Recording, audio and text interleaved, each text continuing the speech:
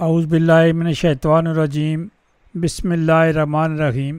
سامعین، یہ ملا جلا انفارمیشن کا پروگرام ہے جو ادارہ آپ کی آواز کے اسٹوڈیو سے لے کر آپ کی خدمت میں حاضر ہے۔ سامعین، کچھ لیٹسٹ خبریں ہوتی ہیں جو آپ کے ساتھ شیئر کرنی ہوتی ہیں، کچھ ذمہ دار لوگ ہوتے ہیں جو اپنی کمیونٹی سے بات بھی کرتے ہیں، تو ہمارے ساتھ ایک ایسی شخصیت جو کہ ایک ذمہ دار شخصیت ہے اور بڑی بات کرتے ہیں، جو مسلم لیگ کے لیے بڑا کام کرتے ہیں۔ مسلم لیگ کو ان کے لیے اوڑھنا بچھونا ہے۔ اکثر آپ دیکھتے رہتے ہیں اخبارات میں ان کی خبریں آتی رہتی ہیں، مبارکباد کے اشتہارات بھی مسلم لیگ نواز کو ملتے رہتے ہیں۔ ان شخصیت سے جب ہم انٹرویو پچھلی دفعہ کر رہے تھے تو وہ پاکستان مسلم لیگ نواز ڈنمارک میں صدر تھے، اور آج ایک دو دن کے بعد جب ہم بات کر رہے ہیں تو وہ ملک صدیق صاحب کی جگہ بات کر رہے ہیں۔ ملک صدیق صاحب کی جگہ جو ہے ان کو مل گئی ہے۔ آپ کو پتہ ہے کہ ملک صدیق صاحب نے یہ پارٹی آرگنائز کی تھی، یہی پارٹی انہوں نے بنائی تھی، تو آج یہ سیٹ جو ہے وہ جناب محترم رحمت اللہ بیگ صاحب کو مل گئی ہے، جن کو مرزا رحمت اللہ بیگ صاحب جو اب چیف پیٹرن ہیں وہ اس بارے میں بتائیں گے۔ جو نوٹیفیکیشن آیا اس میں بہت سارے لوگوں کے نام ہیں، 26 کے قریب جو نام ہیں جو میرے سامنے ہیں۔ اس میں اسد اجاز صاحب کو کوارڈینیٹر انٹرنیشنل افیئر بنایا گیا اسکینڈینیویا کا، اور مرزا رحمت اللہ بیگ صاحب کو چیف پیٹرن بنایا گیا، اور باقی اسی طرح صدور ہیں جو صدر ہیں، وہ اپنا کیا نام ہے جو پیٹرن جو ہے علادتہ بٹ صاحب ہیں۔ اسی طرح اور بھی بہت سارے لوگ ہیں، سیکرٹری جنرل بھی بنے ہیں، اسی طرح صدر بھی بن گئے ہیں، میڈیا کے لوگ بھی بن گئے ہیں، کوارڈینیٹر بھی بن گئے، لیکن 26 لوگ ہیں۔ جب ہم سے رابطہ کریں گے تو انشاءاللہ ہم ان سے بات بھی کریں گے، ان کو موقع بھی دیں گے۔ رحمت اللہ بیگ صاحب آپ کو مبارکباد دیتے ہیں اور ادارہ آپ کی آواز پر خوش آمدید بھی کہتے ہیں۔ جی راہ صاحب، بہت شکریہ آپ کا، بڑی نوازش عنایت۔ بیگ صاحب، یہ کیا صحیح ہے کہ آپ بڑے لکی آدمی ہیں کہ آپ کو ملک صاحب کی سیٹ مل گئی ہے؟ بسم اللہ الرحمن الرحیم۔ یا اللہ پاک نبی کریم محمد رسول اللہ صلی اللہ علیہ وسلم کے صدقے سچ بولنے کی توفیق عطا فرمانا۔ جناب اللہ، ایک بات یہ ہے کہ جب ہم نے مسلم لیگ شروع کی تھی، آج سے 6 سال اور 7 ماہ ہو گئے، میں صدر بنا تو ہمارے صرف 5 لوگ تھے ہم ٹوٹل۔ اس کے بعد آپ نے دیکھا ہے صاحب کہ میں نے اتنی محنت کی، جتنی مشقت کی، اس کے بعد آج جو ہمارے جو ممبرز ہمارے ساتھ جو کھڑے ہیں ساتھ جوڑ کے، ان کی تعداد 25 ہے، اور اس کے علاوہ جو مسلم لیگ نون ڈنمارک کا جو تصور ہے اس کو میں نے اجاگر کیا پورے ڈنمارک میں، کیا پاکستان میں بھی۔ اور اللہ تعالیٰ کے فضل و کرم سے جن بھی لوگوں نے میری خدمات دیکھی ہیں، یہ مجھے ان خدمات کا صلہ ہے کہ میں نے شب و روز محنت کی ہے مسلم لیگ نواز پہ، اور اپنی جیب سے بے شمار پیسہ بھی خرچ کیا ہے۔ میں کبھی کسی سے ایک آنا نہیں لیا، جیسے کہ آپ کو پتہ ہے لاسٹ ٹائم میں نے 50 ٹوپیاں بنوائی تھی مسلم لیگ نون کی، اور 50 جو ابھی آرڈر دیا ہوا ہے وہ بھی آنے والی تھی، لیکن رزلٹ جو آ گیا پہلے، تو میں انشاءاللہ تعالیٰ اچھا موقع دے کے سب کو بناؤں گا۔ جی بیگ صاحب، آپ کی ذمہ داریاں بڑھ گئی ہیں اور اب آپ کو زیادہ کام کرنا پڑے گا۔ آپ کے صدر بھی آ گئے ہیں، سینئر نائب صدر بھی آ گئے ہیں، سینئر وائس پریزیڈنٹ بھی آ گئے ہیں، جنرل سیکرٹری بھی آ گئے ہیں، اسپوکس مین بھی آ گئے ہیں، تو یہ اب کام جو ہے وہ زیادہ نہیں ہو گیا، آپ کے ذمہ زیادہ لگ گیا؟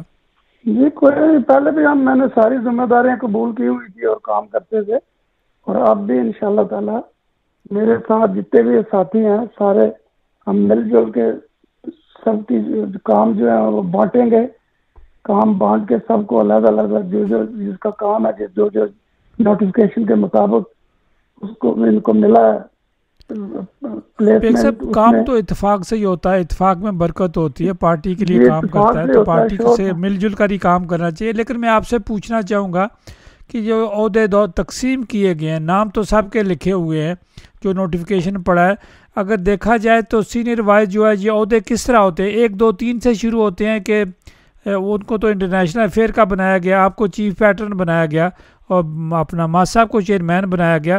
اگر پارٹی کے عہدوں کو دیکھا جائے، جس طرح ہم لوگ آپس میں بات کرتے ہیں، تو سب سے بڑا عہدہ کس کے پاس ہے؟ جی سب سے بڑا عہدہ جو ہے نا ڈنمارک تو میرے پاس ہے، اور اسکینڈینیویا کا جو اسد اجاز صاحب کے پاس۔ اسد صاحب جو ہیں وہ اسکینڈینیویا کے ہیں اور آپ جو ہیں وہ کوپن ہیگن ڈنمارک کے ہیں. جی بالکل. بیگ صاحب آپ کیا اپنے ساتھیوں کو کیا نصیحت کریں گے؟ جی میں تو ادنا سا آدمی ہوں, کسی کو نصیحت نہیں کر سکتا. میں اپنے خیالات کا اظہار کر سکتا ہوں بھائیوں سے کہ جو بھی مسلم لیگ نون کا آئین کہتا ہے اس کے مطابق ہم کام کریں اور خوش اسلوبی سے کام کریں, ایک دوسرے کی ٹانگ نہ کھینچیں. اور یہ جو ایک دوسرے کی ٹانگ کھینچنے والا یہ جو بیماری ہے نا, یہ میں چاہتا ہوں کہ ہماری مسلم لیگ میں نہ ہو. بیگ صاحب کیا بات ہے کہ انسان جب میڈیا پر بولتا نہیں ہے, ڈیفینیٹ میڈیا کو جو صحافیوں نے سوال ہی کرنے ہوتے ہیں, انفارمیشن لینی ہوتی ہے اور پبلک کے ساتھ شیئر کرنا ہوتا ہے, تو یہاں سے کسی کو نہ اٹھانے کی بات ہوتی ہے نہ گرانے کی بات ہوتی ہے. یہ بات ہوتی ہے قابلیت کی, کام کی, کہ اپنا کام بندہ کتنا کر رہا ہے. تو اسی کام کے نتیجے میں مجھے انہوں نے یہ پوسٹ جو دی ہے, الحمدللہ میں اللہ تعالیٰ کا شکر گزار ہوں کہ اللہ تعالیٰ مجھے اپنے محنت کا پھل دیا ہے. بیگ صاحب آپ نے کہا کہ سب کو اتفاق سے کام کرنا چاہیے, تو اگر پچھلا ریکارڈ دیکھا جائے تو کیا یہ پاسبلٹی ہے یا ممکن ہے, یا آپ کی یہ بات سارے مانیں گے؟ جی کیوں نہیں, ہم ساتھ انشاءاللہ تعالیٰ اکٹھے سب مل کے چلیں گے. جیسے مجھے بیگ صاحب کب آپ میٹنگ اکٹھی کر رہے ہیں میڈیا کے سامنے, کب آپ میٹنگ کر رہے ہیں؟ جلدی کریں گے انشاءاللہ, مشاورت کے بعد میٹنگ کریں گے انشاءاللہ. تو آپ اپنے چیئرمین صاحب کے متعلق کیا کہیں گے؟ ماس صاحب کو تو ویسے بھی سارے چیئرمین کہتے تھے. ماس صاحب کو تو سب پہلے بھی چیئرمین کہتے ہیں, اب بھی چیئرمین رہیں گے. ماس صاحب ماسٹر صاحب کو ایک اچھی پوسٹ جو چاہتے تھے, پہلے بھی چیئرمین تھے, اب بھی چیئرمین, ان کو کہتے بھی چیئرمین تھے ہم, تو چیئرمین تو وہ رہیں گے انشاءاللہ. تو بیگ صاحب خبریں آ رہی تھی کہ اے ڈی بٹ صاحب چیئرمین بنیں گے, تو اے ڈی بٹ صاحب تو آپ کے وائس پیٹرن بن گئے. دیکھیں جی, میں نے جیسے آپ کو پہلے بتایا کہ انہوں نے سب دیکھا ایسے کہ کون کون کیا کیا کام کر رہا ہے اور کون کون کس عہدے کا حقدار ہے. صرف 1 2 3 بندوں کا کام نہیں, وہاں پہ 8 بندوں نے بیٹھ کے فیصلہ کیا, دیکھا. پھر ملک امجد صاحب نے فائنل کیا کر کے سائن لیے ڈار صاحب سے. میں نے کہا بیگ صاحب کوئی سفارش تو نہیں چلی؟ جی میں نے کہا کوئی سفارش تو نہیں چلی؟ نہیں جی, ہم نے تو کسی قسم کی کوئی سفارش نہیں کی قطعاً طور پہ. یہ میرٹ پہ چنا گیا ہے. یقین رکھتا ہوں, نہ تو کام پہ یقین رکھتا ہوں کہ اگر آپ ہو سکتا ہے کسی دوسرے نے سفارش کی ہو تو میں کہہ نہیں سکتا, لیکن میں تو سفارش کے حق میں نہیں ہوں. میں تو دیکھتا ہوں کہ جو آدمی کام کرتا ہے, اور وہ کام جو ہے دنیا دیکھتی ہے, 1 2 3 آدمی نہیں دیکھتے, آپ بھی دیکھتے ہیں میڈیا پہ. آپ بتا سکتے ہیں کہ رحمت اللہ بیگ جو آپ کو کس طریقے سے ہینڈل کرتا ہے اور کیسے آپ کو ہم اپنے پروگرام میں مدعو کرتے ہیں اور آپ کی خدمت کرتے ہیں, سارے لوگ دیکھتے ہیں. چلیں بیگ صاحب آنے والا وقت دیکھیں گے, چونکہ آپ کی ذمہ داریاں بڑھ گئی ہیں, چونکہ آپ چیف پیٹرن ہیں. اسی طرح صدر کی بھی ذمہ داری ہوتی ہے, اسی طرح جنرل سیکرٹری کی بھی بڑی ذمہ داری ہوتی ہے, اسی طرح جو اسپوکس مین ہوتا ہے میڈیا کے لیے اس کی بھی بڑی ذمہ داری ہوتی ہے. تو بیگ صاحب دیکھتے ہیں آنے والے دنوں میں یہ ذمہ دار لوگ اپنی ذمہ داریاں کس طرح نبھاتے ہیں. دیکھیں یہ آپ کی نظر ہوتی ہے ہر جگہ پہ, ہر پاس پہ. تو انشاءاللہ تعالی میں نے آپ کو پہلے بتایا کہ مسلم لیگ نون کے آئین کے مطابق جو لوگوں کو جو ذمہ داریاں ملی ہیں ان پہ کام کرنا ہوگا. اور میں اوپر ان کے بیٹھا ہوا ہوں, دیکھوں گا کہ کون آدمی یہ کام کر رہا ہے, کون آدمی کام نہیں کر رہا. اور میرے پاس ایک باقاعدہ شیٹ ہے جس میں میں لکھتا ہوں کہ فلانے آدمی کا نام ہے, اس کی کیا ریکمنڈیشن ہے, اس کا جو جتنے بھی اس کے کام ہوں گے وہ باقاعدہ لکھے جائیں گے, تاکہ آئندہ آنے والے الیکشن میں ان کو ان کے عہدے کے مطابق ایک اچھی سیٹ دی جائے. اچھا بیگ صاحب, اس کا مطلب ہے کہ آپ ریکارڈ رکھتے رہتے ہیں, چونکہ آپ چیف پیٹرن ہیں تو آپ نے سب کا ریکارڈ رکھنا ہے کہ انہوں نے کیا کیا کام کیا, پارٹی کے لیے کیا کام کیا. جی بالکل 100% کیوں نہیں. جی میرا مسلم لیگ نون آئین کا جو سب سے پہلا جو ہے نا, میری ذمہ داری یہ ہے کہ میں جتنے بھی لوگ میرے ہیں نیچے سب نظر رکھوں کہ کون کون کیا کام کر رہا ہے, اور ان کی جو حاضری ہے ان کو یقینی بنانا ہر میٹنگ میں.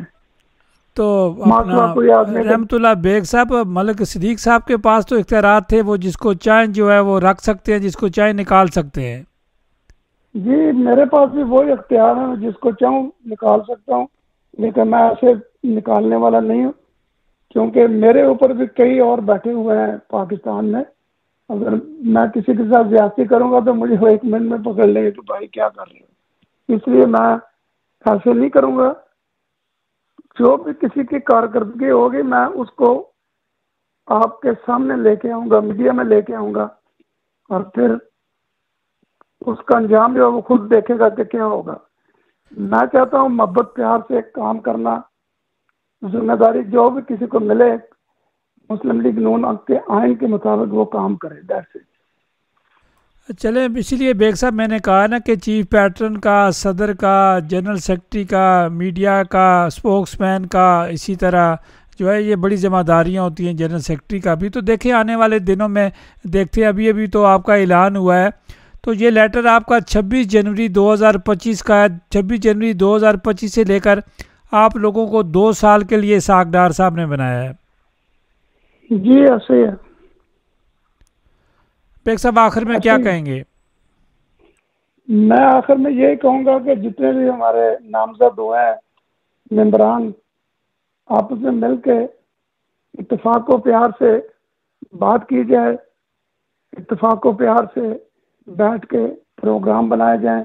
مسلم لیگ نون پاکستان کو آگے چلایا جائے, اور مسلم لیگ نون ڈنمارک میں جانے والے جتنے بھی لوگ ہیں وہ مسلم لیگ کے حق میں ووٹ دیں اور مسلم لیگ نون کو کامیاب بنائیں, پاکستان میں بھی اور پاکستان کے باہر بھی. جی بیگ صاحب آپ کا بہت شکریہ, آپ نے قیمتی ٹائم ادارہ آپ کی آواز کے ساتھ شیئر کیا. صاحب بہت شکریہ آپ کا, آپ نے مجھے بہت اچھے پروگرام میں مدعو کیا. میں آپ کا بہت شکر گزار ہوں. بہت شکریہ, تھینک یو سو مچ. انشاءاللہ تعالیٰ آپ سے رابطہ رہے گا. بیگ صاحب پاکستان زندہ باد, پاک فوج زندہ باد. پاکستان زندہ باد, پاک آرمی زندہ باد. سامعین و ناظرین, یہ تھے چیف پیٹرن محترم رحمت اللہ بیگ صاحب, جنہوں نے بتایا, اپنی ٹیم کے متعلق بتایا, اور اچھی بات جو انہوں نے کہی ہے کہ ہم سب مل جل کر کام کریں گے, اور سب کو مل جل کر کام کرنا چاہیے. اتفاق میں بڑی برکت ہوتی ہے. جو ذمہ داریاں پارٹی نے جس کو بھی دی ہیں اپنی ذمہ داریوں کو نبھانا چاہیے. اپنی پارٹی کی ذمہ داریاں نبھائیں گے تو آپ کا اتفاق بھی رہے گا. جس کی سیٹ ہے اس سیٹ پر وہ کام کرے اور پبلک کے ساتھ وہ اپنا رابطہ رکھیں, تو یہی کامیابی کی نشانی ہوتی ہے. باقی لوگوں کی باتوں کی طرف دھیان نہیں دینا چاہیے. جو کام کرے گا اس کا کام بولے گا. ناظرین, ہمارا کسی کے ساتھ متفق ہونا ضروری نہیں ہے. کوئی بات کرنا چاہے, اس کے متعلق کوئی اپنی رائے دینا چاہے, چونکہ یہ لوکل خبر تھی جو ہم نے آپ کے ساتھ شیئر کی.